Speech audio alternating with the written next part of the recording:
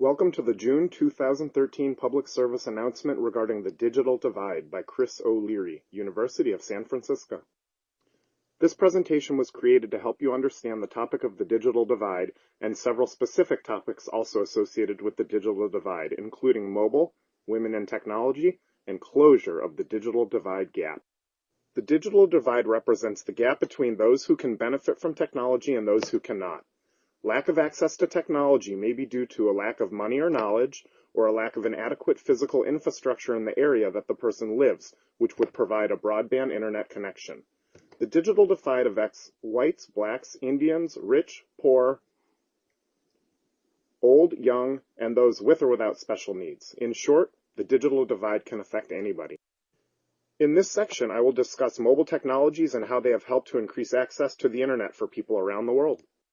As cellular becomes more affordable, the digital divide is decreasing as world inhabitants are accessing email, chat, text messaging, and social networking via their mobile devices. This analytical study attempts to classify and explain the performance of developing countries in closing the absolute digital divide while analyzing the penetration and rate of growth of mobile phones.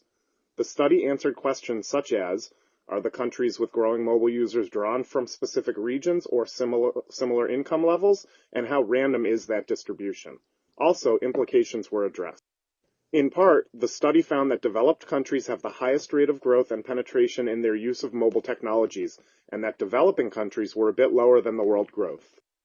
In this section, I will discuss women and the digital divide. This study done by researchers at the University of Taiwan attempted to determine the impact of the computer literacy training on the adult women's attitudes towards computers and what characteristics and factors are associated with the change in the women's attitudes. The study found that the women's computer attitudes were influenced by their computer training, including reducing anxiety and their perceptions of usefulness, and the increasing liking of the computer use experience. In this section, I will discuss mobile technologies and how they have helped to increase access to the internet. As industry becomes more and more involved in helping to provide internet access to poorer communities, generous donations such as funding and grant money have been provided by these industries. Click on the TV to watch the video. Of the 20% of Americans not using the internet, over half cite lack of interest, lack of a computer, and cost as the primary barriers to accessing the internet. Closing the digital gap is important because it helps us as a world society to achieve economic equality, social mobility, democracy, and economic growth. In today's public service announcement, we did a deep dive into the topic of the digital divide and specific topics including mobile, women in technology, and closure of the digital divide gap. The website Internet World Stats offers the following statement, which I found to be very important.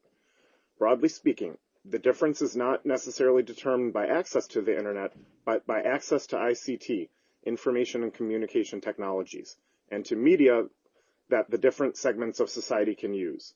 With regards to the internet, the access is only one aspect. Other factors such as the quality of connection and related services should be considered. Today, the most discussed issue is the availability of access at an affordable cost and quality. The sources listed on this slide were referenced in the creation of this public service announcement. Thank you for viewing and listening, and have a great day.